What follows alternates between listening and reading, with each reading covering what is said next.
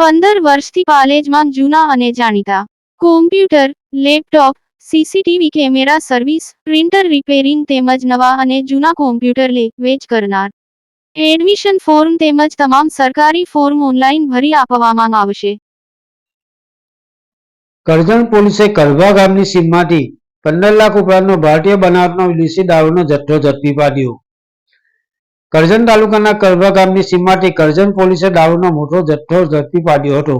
Police સૂત્રોમાંથી પ્રાપ્ત માહિતી અનુસાર કરજણ પોલીસ મથકના પોલીસ ઇન્સ્પેક્ટર BM પટેલ ને બાતમી મળી હતી કે કલભા ગામની સીમમાંથી પસાર થતા NE4 એક્સપ્રેસ હાઈવે પર ભરૂચથી વડોદરા ટ્રેક ઉપર એક સફેદ કલરનું અશોક લેલેન્ડ કંપનીનું દોસ્ત દારૂમાં ભારતીય બનાવટનો વિદેશી દારૂ ભર્યો છે.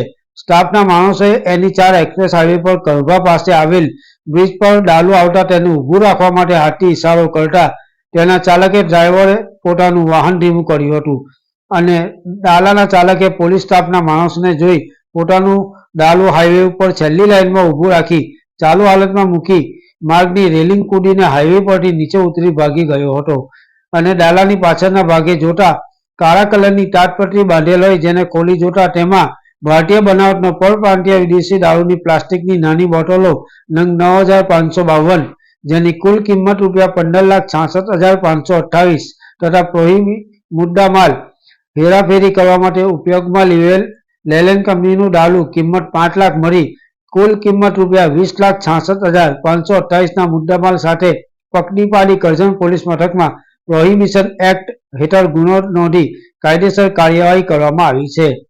ચાલકને વોન્ટેડ જાહેર કરવામાં આવ્યો છે. પાલેજ ટાઈમ્સ, કરજણ.